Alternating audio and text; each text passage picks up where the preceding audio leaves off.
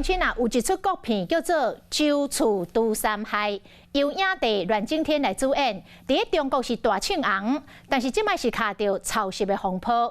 有一个导演名叫做钱仁豪出面来指控，讲《周处除三害》的编剧是抄伊的剧本。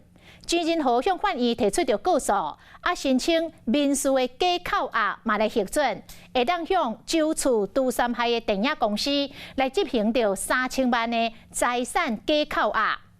电影公司是来回应讲，假扣押财准进程，因并无机会会当来澄清赔回，所以法院才互申请人错误来引导，将要依法向法院声明异议。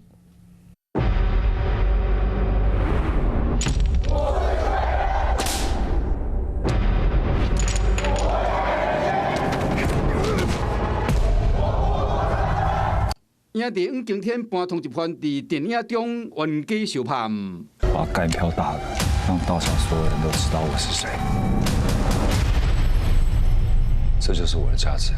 国片《周处除三害》嘛，伫中国正前一礼拜票房卖超过17亿个新台票，今日微博真热门。即马和导演钱仁豪指控讲是抄的，并且提出证据，去法院提出告诉。申请民事假扣押嘛准，会使甲电影公司这种态度执行3000万财产的假扣押。我觉得太难堪了啦！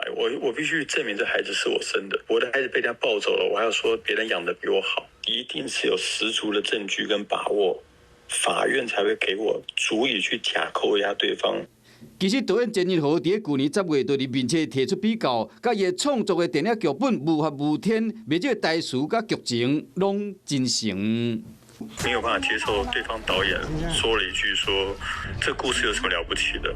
烂大街满街都有，他是自己在脸书上写的嘛？你偷吃了我的东西，还嫌我的东西很普通，其实这件事情真的是有点太欺负人了。针对这点，电影公司声明讲，假扣押财准前无相对人说明甲解说机会，致使法院和申请人误导，做出错误的判断，将伫收到裁定了后，甲法院依法声明异议。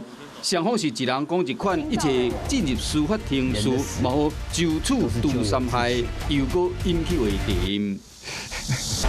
Hello， 大家好，我是林文。想要抢先掌握最及时的新闻资讯吗？赶快订阅、按赞、开启小铃铛，锁定华视新闻的 YouTube 频道。